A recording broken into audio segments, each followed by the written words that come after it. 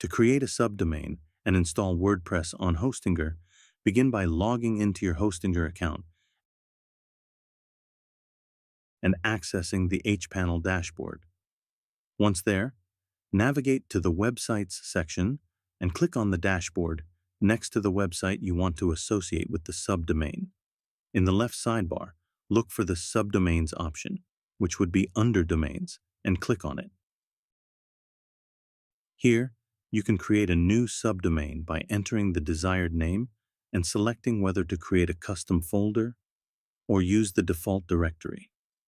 After entering the necessary details, click Create to establish your subdomain.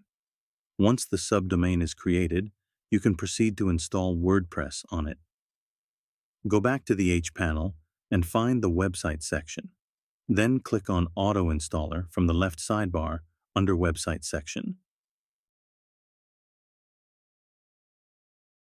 In the Auto Installer, select WordPress as the platform you wish to install.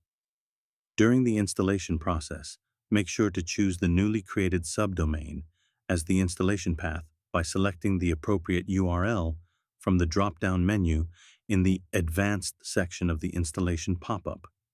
Complete the required fields and click Install. The installation process might take a few minutes, and once completed, your WordPress site will be ready to use on the subdomain. It is important to note that DNS changes, such as creating a subdomain, may take up to 24 hours to propagate fully. During this time, the subdomain might not be immediately accessible. If you encounter any issues, double-check the DNS settings and ensure that the subdomain is correctly pointed to your hosting account's IP address if necessary.